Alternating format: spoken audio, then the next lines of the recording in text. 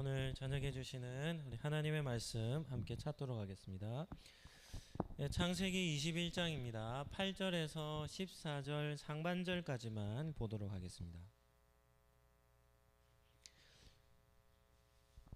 창세기 21장 8절에서 14절 상반절까지만 보도록 하겠습니다. 한 절씩 교독하겠습니다. 아이가 자라매 젖을 떼고 이삭이 젖을 뗄 때는 날에 아브라함이 큰 잔치를 베풀었더라.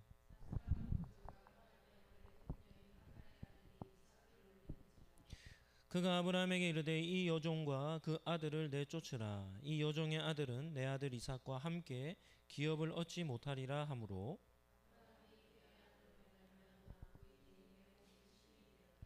하나님이 아브라함에게 이르시되 내 아이나 내 여종으로 말미암아 근심하지 말고 사라가 내게 이른 말을 다 들으라. 이삭에게서 나는 자라야 내 씨라 부를 것임이니라.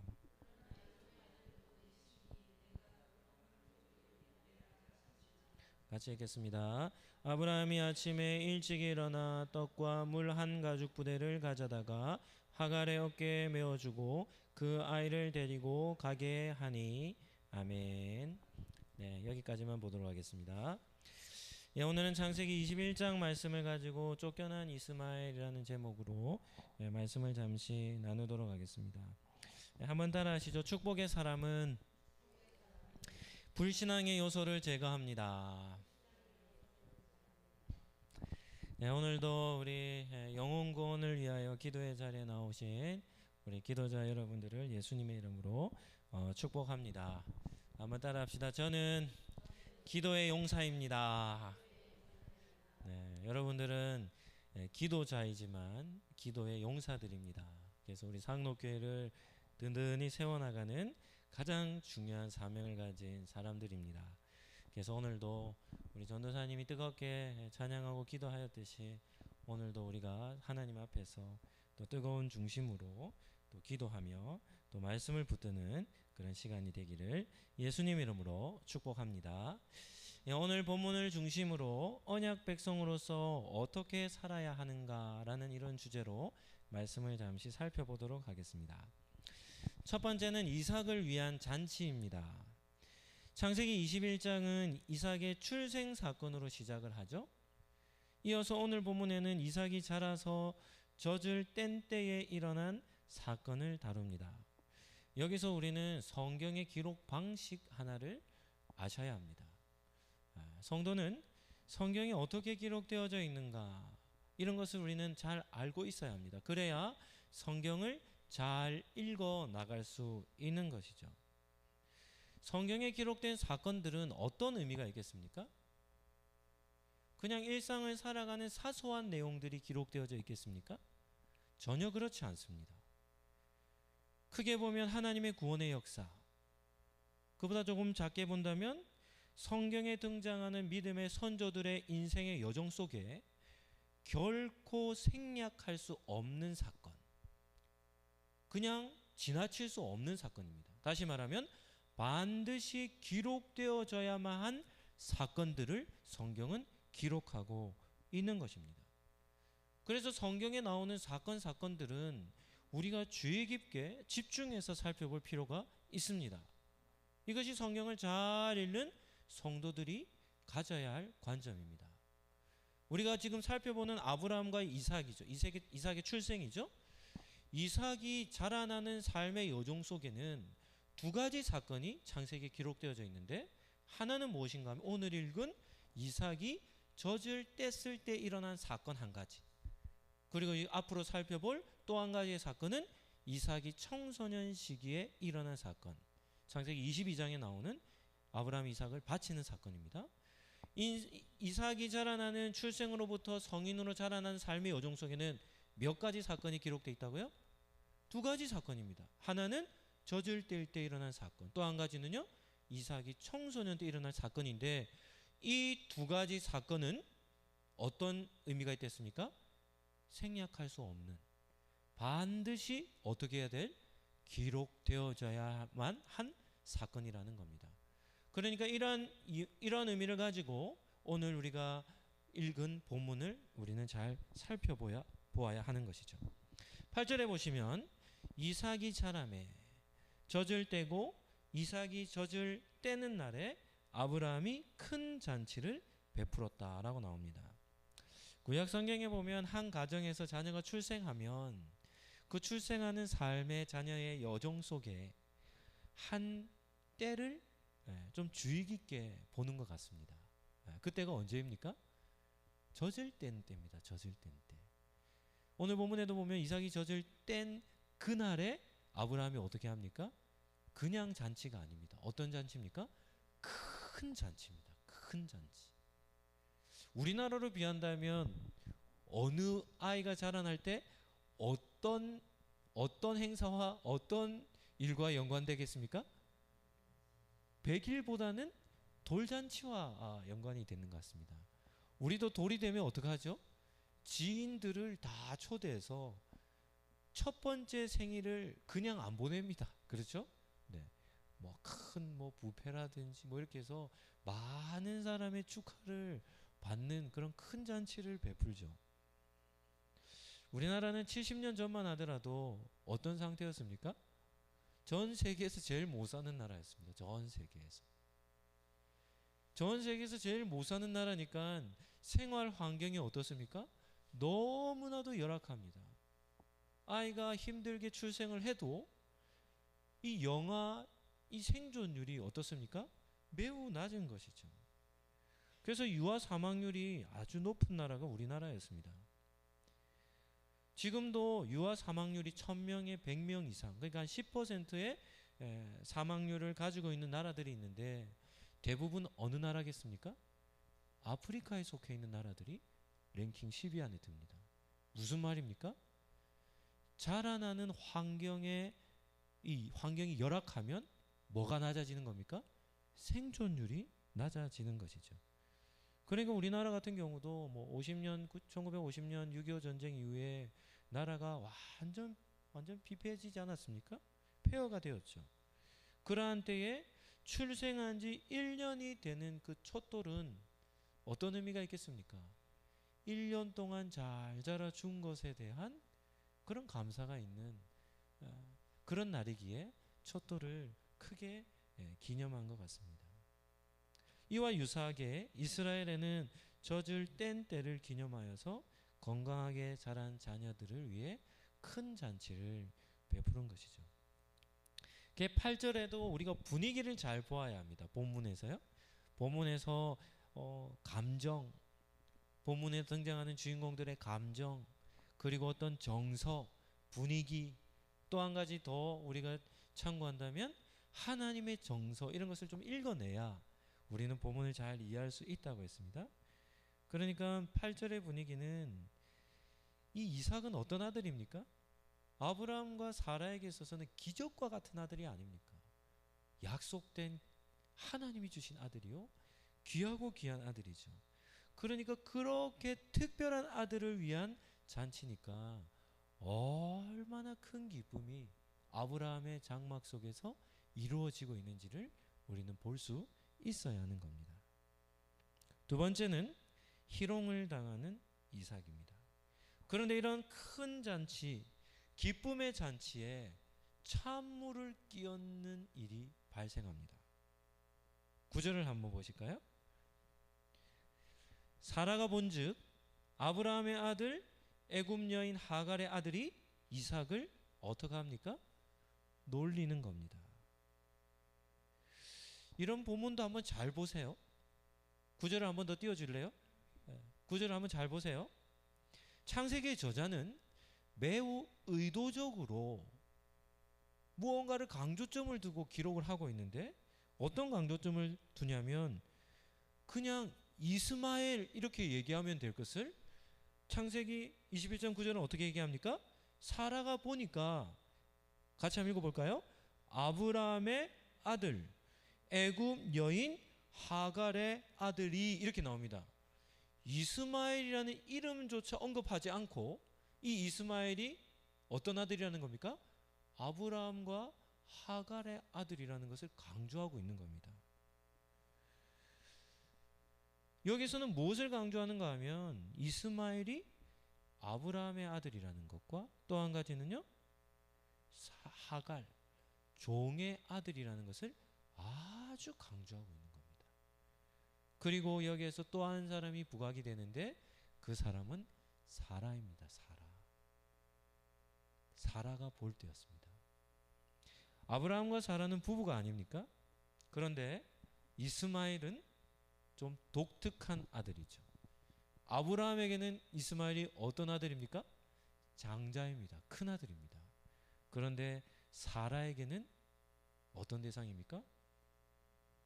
아무런 관계도 없는, 남의 자식도 아니고 어떤 자식입니까? 자기의 종의 자식밖에는 안 되는 겁니다. 종의 자식. 구절을 잘 이해하기 위해서는 키가 되는 한 단어가 있습니다. 그 단어가 무엇인가 하면 마지막에 나오는 동사입니다. 어떤 단어입니까? 놀린다라는 표현입니다. 놀린다. 놀리는지라. 이 단어가 구절에서 아주 중요한 위치를 차지합니다. 우리가 이전에 사용했던 한글 개혁에 보면 어떻게 표현하냐면 희롱했다 이렇게 표현합니다. 희롱했다. 근데 새롭게 번역된 우리가 가진 성경은 놀렸다 이렇게 나오죠. 뭐 영어로는 모킹이라고 하는데 비웃고 조롱하다라는 이런 의미를 가지고 있습니다. 히브리어는 차하크라는 단어인데요. 차하크는 대표적으로 세 가지 의미를 가지는데 이런 것도 뭐 좀 적어 놓으면 좋을 것 같아요. 차하크라고 하는 이 단어는 첫 번째로 어떤 의미가 있냐면 웃다라는 의미가 있습니다. 웃다. 창세기 21장 6절 말씀입니다. 창세기 21장 6절. 본문 한번 띄워주실래요? 제가 한번 읽어드릴게요. 사라가 이르되 하나님이 나를 웃게 하시니 듣는 자가 다 나와 함께 어떻게 한다는 겁니까? 웃으리로다. 여기서 사라가 웃다라는 표현이 원어로는 어떤 단어라고요? 차하크라는 단어입니다. 그러니까 차하크는 첫 번째로 어떤 의미가 있습니까? 긍정적인 웃음을 뜻하는 겁니다. 긍정적인 웃음. 두 번째는 차하크가 어떤 의미가 있냐면 그와는 정반대로 비웃다라는 의미가 있습니다. 비웃다. 창세기 19장에 보면 두 천사가 롯에게 가서 소돔 성이 멸망할 것이기 때문에 너에게 속한 모든 사람을 이 성에서 떠나게 하라고 이끌어내라고 말하죠. 그때 롯이 자기의 딸들 사위가 될 사람들에게 가서 소돔 성이 멸망할 거니까 나와 함께 이 성을 떠나야 한다라고 얘기했을 때 이 두 사위들이 어떻게 반응합니까? 본문에 보면 농담으로 여깁니다. 농담으로 여겼다. 다르게 표현하면 비웃었다라는 의미인데 여기서 비웃음이 어떤 단어인가 하면 차하크라는 단어입니다. 이 차하크라는 단어는 웃다라는 표현인데 긍정적으로 사용하면 긍정적인 웃음을 뜻하지만 부정적으로 사용하면 어떤 의미가 있습니까? 비웃다라는 의미가 가지고 있는 겁니다. 그리고 세 번째도 중요합니다. 세 번째는 어떤 의미가 있냐면 성희롱하다 이런 의미가 있습니다. 구약 성경에 보면 차하크의 또 다른 예가 나오는데 창세기 26장 8절에 보면 이삭이 자기 아내 리브가를 이렇게 껴안은 모습을 그 땅의 사람들이 보았어요. 그런데 여기서 이삭이 리브가를 껴안다라는 단어가 어떤 단어인가 하면 차하크라는 단어입니다. 여기서는 어떤 의미가 있냐면 단순한 허깅 정도가 아닙니다. 부부로서의 어떤 스킨십을 얘기하는 거죠. 그러니까 그 땅의 사람들에게 이삭이 들어가서 이삭과 리브가 우리 둘과의 관계는 남매 관계입니다 이렇게 얘기했는데 어떻게 하냐면 이삭과 리브가가 껴안는데 그냥 허깅하는 게 아니라 부부로서의 어떤 스킨십을 하는 것을 사람들이 보고는 어떻게 하냐면 너희는 남매라고 하더니 남매가 아니구나 라고 이렇게 이 이삭과 리브가에게 말하는 것을 볼 수 있죠. 또한 예가 있는데 어떤 본문인가 하면 창세기 39장 14절 말씀입니다. 창세기 39장 14절. 제가 한번 읽어드릴게요. 그 여인의 집 사람들을 불러서 그들에게 이르되 여기는 그 여인이 누구냐면 보디발의 아내입니다. 보디발의 아내는 뭐한 여자입니까? 요셉을 볼 때마다 뭐 하자고 한 여인입니까? 동침하자는 여인이에요. 동침하자는 여인. 그리고 아무도 없을 때 요셉이 들어오는 걸 보고는 어떡하냐면 요셉의 옷을 얼마나 이 아줌마가 세게 잡았는지 요셉을 덮친 겁니다. 그랬더니 요셉이 깜짝 놀라 그 겉옷을 어떻게 하냐면 벗겨지도록 내버려 두고 그 자리를 떠나죠. 그리고는 자기를 거부했다라는 이 사실을 근거로 이렇게 얘기하는 겁니다. 그 여인의 집 사람들을 불러서 그들에게 말합니다. 보라, 주인이 히브리 사람을 요셉을 우리에게 데려다가 우리를 어떻게 한다는 겁니까? 희롱하게 하는도다. 그가 나와 동침하고자 내게로 들어오므로 내가 크게 소리를 질렀다. 이렇게 나옵니다. 여기서 희롱하다라는 단어가 어떤 단어라고요? 차크라는 단어인데 이것은 단순히 웃다라는 개념을 넘어서서 성적으로 희롱하다, 성추행하다라는 이런 의미를 가지고 있는 겁니다. 오늘 우리가 살펴보고 있는 창세기 21장 9절 말씀이죠. 21장 9절에 이스마엘이 이삭을 상대로 어떻게 합니까?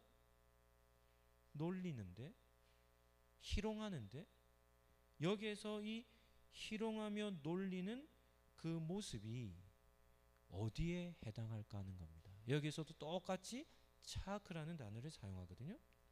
이스마엘과 이삭은 나이 차이가 얼마나 됩니까? 14살 차이입니다. 14살 차이. 그러니까 이 젖을 뗀 때는 보통 뭐 우리나라는 이제 젖을 뭐 빨리 떼지만 이 구약 시대는 뭐 보통 이게 한 3살에서 한 5살 정도로 봅니다. 예. 그러니까 뭐 이삭이 한 서너 살 정도만 된다 하더라도 이스마엘은 몇 살 정도 되죠? 15살 이상이 되는 청소년 시기 정도 되는 겁니다. 그런 청소년 아이가 어떻게 하냐면 조그마한 뭐 유아 정도 되죠? 그 아이를 대상으로 해서 어떻게 하냐면 놀리든지 희롱을 하는 모습을 딱 누가 봤냐면 사라가 딱 보는 순간 어떻게 하냐면 눈이 딱 뒤집혀요. 눈이 딱 뒤집힙니다. 그래서 사라가 어떻게 하냐면 엄청난 충격을 딱 받는 겁니다. 이스마엘이 누구에게요? 이삭에게 하는 행동을 보고는 엄청난 충격을 받는 거예요. 여기에서는 놀리다를 어떤 목사님들은 이렇게 해석을 합니다. 조롱하는 것을 넘어서 구박과 박해를 하다, 이런 의미로 해석을 합니다. 단순히 놀리는 수준이 아닌 거예요. 그보다 더 과한 겁니다. 또 어떤 분들은 이렇게도 해석을 합니다. 어린아이에게 성적으로 학대하다, 이렇게도 해석하는 분들이 있습니다. 왜냐하면 이 차크라는 단어가 웃음과 비웃음과 성적인 어떤 이런 희롱을 한다는 의미를 갖고 있기 때문이죠. 핵심은 무엇인가 하면 이스마엘이 어린 이삭에게 한 행동이 그의 어미 사라가 보기에 도저히 용납할 수 없는 행동을 저지르는 겁니다. 세 번째는 사라의 대처입니다. 사라의 대처. 이 모습을 목격한 사라가 어떻게 했냐면 그 즉시로 아브라함을 찾아갑니다. 10절 말씀을 한번 볼까요? 사라가 아브라함에게 말합니다. 이 여종과 그 아들을 어떻게 하라는 겁니까? 내쫓으라는 겁니다. 이 종의 아들은 내 아들 이삭과 함께 기업을 얻지 못하리라는 거죠. 사라는 남편에게 찾아가서 조금도 타협할 마음이 없어요. 조금도 타협할 마음이 없고 그 모습을 보는 순간 하갈과 이스마엘을 어떻게 해요? 장막에서 내쫓아야 되겠다는 결단을 한 것입니다. 사라의 태도가 어떻게 보면 좀 완강해 보이고 좀 무례해 보이죠. 왜냐하면 다른 본문에 보면 사라는 성경적 여성상으로 비춥니다. 자신의 남편 아브라함을 뭐라고 불렀다고 합니까? 주인이라 불렀다라고 해서 아브라함과 사라와의 관계를 좋은 모습으로 보는데 오늘 본문에는 그러한 사라가 이성을 좀 잃을 정도로 충격을 받고는 아브라함에게 가서 엄청나게 극단적인 요구를 하는 것이죠. 그만큼 이스마엘이 이삭에게 악한 짓을 저지른 겁니다. 오늘 본문에서 제일 중요한 부분이 뭔가 하면 네 번째, 아브라함의 반응과 결단입니다.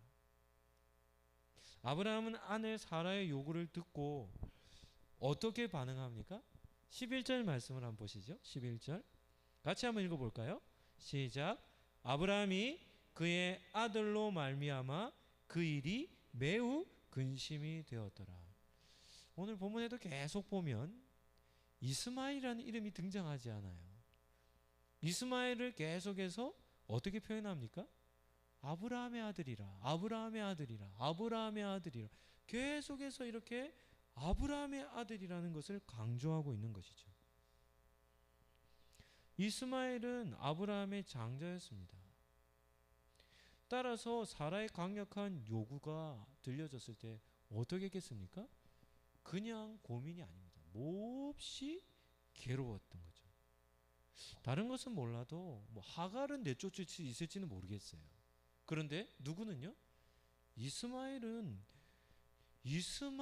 내쫓는다는 일은 어떻게 보면 아브라함 입장에서는 있을 수 없는 일이 아니겠습니까? 이렇게 큰 근심에 쌓여 있는 겁니다. 이삭의 젖을 뗀 날, 가장 큰 축제의 날, 그날 아브라함에게는 엄청난 근심거리가 생긴 것이죠. 그런데 오늘 본문에 보면 이러한 때에 누가 등장합니까? 누가 등장합니까?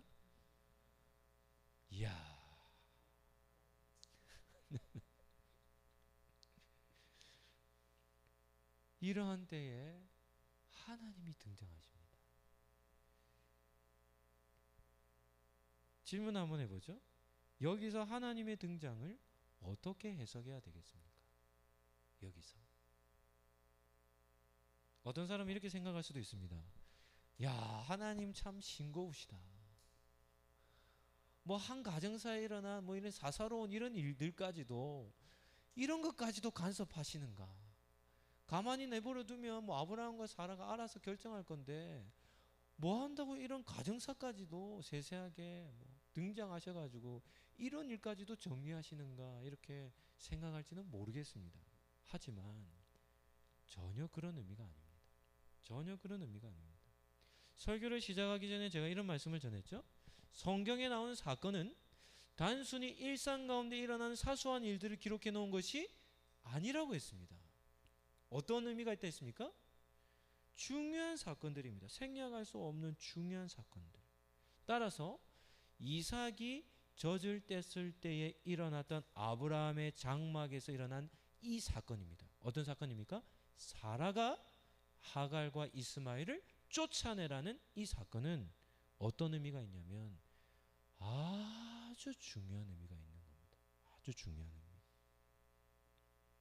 성경을 잘 읽는 방법을 또 하나 가르쳐 드리죠. 기도자들은 성경을 잘 읽어야 합니다. 기도 안 하는 사람보다 성경을 훨씬 더 잘 읽으셔야 하기 때문에 성경을 읽는 방법 또 한 가지를 알려드리면 성경을 읽으실 때 하나님의 직접적인 메시지에는 집중하셔야 합니다. 우리가 성경 읽을 때 제일 주목해야 될 메시지가 어디냐면 하나님의 직접 메시지입니다. 하나님께서 이르시되 이런 말씀들을 우리가 주목해야 합니다. 하나님은 허튼 말하지 않으시는 분이거든요. 우리가 신약 성경의 복음서에 보면 예수께서 말씀하실 때 이렇게 얘기합니다. 내가 진실로 이런 말씀을 어떻게 보라 했습니까? 눈을 크게 뜨고 보라 했습니다. 왜요? 예수님이 진짜 중요한 메시지를 지금 사인을 보내며 하시는 거거든요. 그런데 구약에도 마찬가지입니다. 구약 성경을 읽을 때 여호와께서 이르시되 이러면 우리는 눈을 크게 떠야 하는 겁니다. 두 번째로는 어떤 대화에 있어서 어디에 포커스가 있어야 되면 첫 번째는 하나님의 말씀에 포커스가 있어야 되고 두 번째는 믿음의 사람들의 말에 주목해야 합니다. 예를 들면 다니엘과 느부갓네살 왕의 대화하는 가운데 누구의 입을 주목해야 합니까? 다니엘의 입을 주목해야 되고 느부갓네살 왕 앞에서 다니엘의 세 친구의 입을 주목해야 되고 요셉이 형들과 대화할 때 요셉의 입을 주목해야 하고 사울과 다윗이 대화할 때 다윗의 입술을 주목해야 되고 사울과 요나단이 대화할 때 요나단의 입술을 주목해야 되는 겁니다. 왜요? 믿음의 사람들의 말 속에는 뭐가 있습니까? 성도가 가야 할 길이 있기 때문입니다. 하나님이 말씀하시는 그 말씀에는 뭐가 있습니까? 중요한 진리의 메시지가 담겨져 있기 때문이죠. 따라서 하나님께서 아브라함에게 찾아오셔서 직접 말씀하시는 이 말씀은 우리가 어떻게 해야 되는 겁니까? 주목해서 보아야 하는 겁니다. 12절 말씀 우리 같이 한번 보도록 하죠. 12절입니다. 하나님이 아브라함에게 이르시되 내 아이나 내 여종으로 말미암아 근심하지 말고 사라가 내게 이른 말을 다 들으라. 이삭에게서 나는 자라야 내 씨라 부를 것임이니라. 질문하죠. 하나님이 누구의 손을 들어주십니까? 사라의 손을 들어주시는 겁니다. 사라가 뭐라 했습니까? 혹시 주차하신 분 계십니까? 네네. 네, 잠깐 이동하고 보시죠. 네네. 네. 누구의 손을? 권사님 주차장에 주차하시면 됩니다. 네, 한라 주차장 주차하시죠. 네네. 방송에 다 나가겠네. 하나님 누구 손을 들어주시죠? 사라의 손을 들어주십니다. 하갈과 이스마엘 뭐 하라는 겁니까? 장막에서 내어 보내라는 겁니다. 하나님이 사라의 손을 들어주시는데 지금 아브라함은 지금 뭐 하고 있습니까? 큰 근심 가운데 빠져 있는 겁니다. 큰 근심 가운데. 그래서 하나님은 이 문제를 어떻게 해결해 주시냐면 아브라함의 모든 근심을 한 번에 해결해 주시며 사라가 아브라함에게 한 말을 따라 그들을 내보내라고 하나님이 말씀해 주시는 겁니다. 그럼 오늘 마지막 질문 하나 더 하도록 하겠습니다. 마지막 질문은 이것입니다. 그렇다면 하나님은 왜 사라의 손을 들어주셨을까 하는 겁니다. 하나님은 왜 사라의 손을 들어주셨을까? 이것이 바로 오늘 우리가 살펴보는 본문에서 이 사건이 생략될 수 없는 이유입니다. 첫 번째는 무엇인가 하면 이삭만이 언약의 계보였기 때문입니다. 오늘 본문에 하나님이 정확하게 말씀합니다. 뭐라고 말합니까? 이삭에게서 나는 자라야 누구의 씨라는 겁니까? 아브라함의 씨라는 겁니다. 너의 씨가 될 거라는 것이죠. 하나님은 아브라함과 맺은 언약을 누구를 통해 이루어 가십니까? 이삭을 통해 이루어 가시는데 아브라함의 마음속에는 누가 함께 있는 겁니까? 장자인 이스마엘과 함께 있는 겁니다. 그러니까 하나님의 관심도 누구에게만 있습니까? 이삭에게만 있어요. 이삭에게만. 그런데 아브라함은 이삭만큼이나 이스마엘을 마음에 두고 있는 겁니다. 그러니까 하나님의 언약을 이루어가는 데 있어서 하나님이 보시기에도 이삭은 아브라함에게 큰 걸림돌이 되는 겁니다. 그래서 하나님은 아브라함에게 정확하게 말합니다. 어떻게 하라는 겁니까? 하갈과 이스마엘을 내보내고 이삭만으로만 아브라함에게 뭐라냐면 이삭으로만 너의 씨가 너의 혈통이 이어질 것이다 말씀하신 것이죠. 두 번째는 이스마엘은 하나님의 뜻도 아니고 약속의 아들도 아니었기 때문입니다.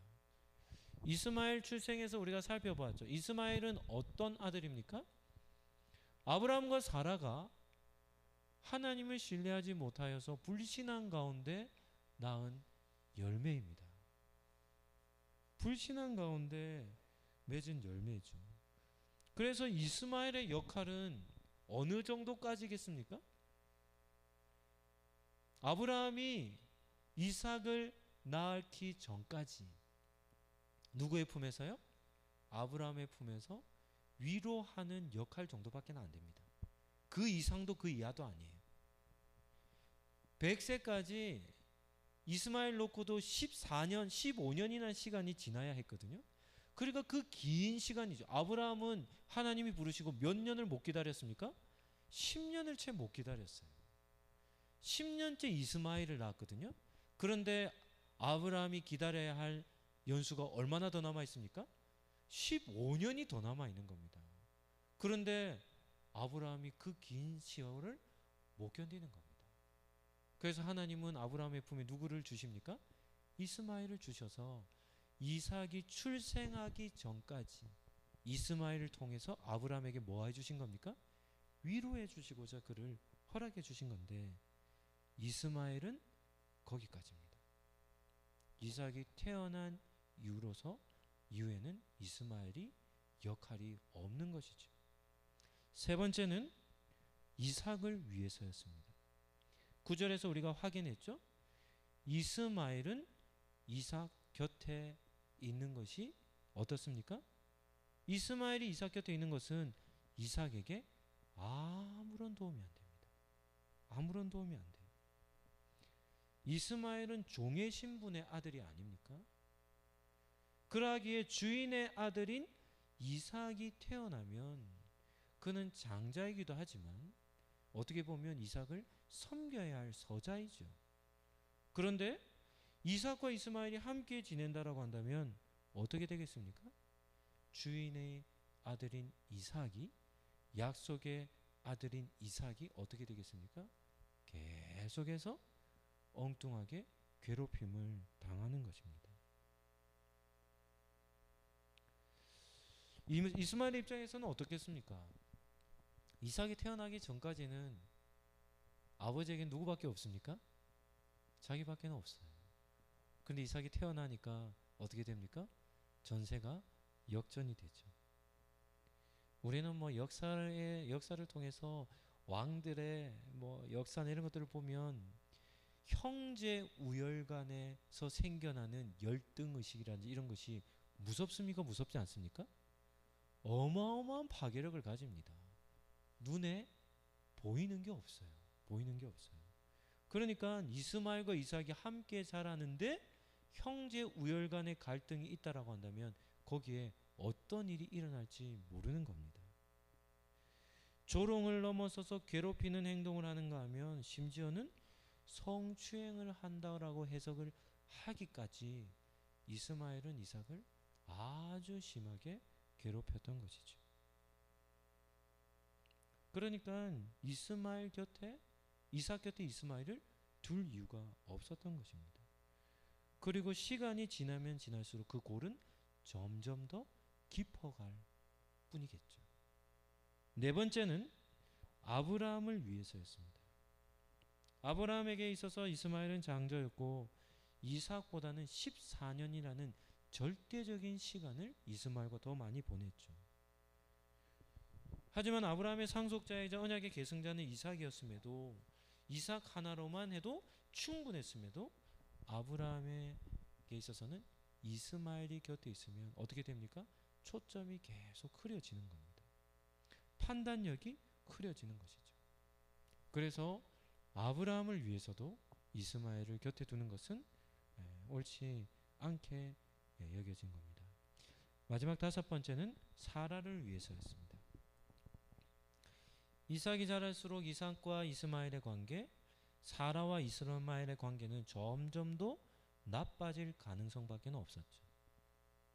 사라에게는 하갈과 이스마엘이 눈에 가시와 같은 대상이 아니었겠습니까?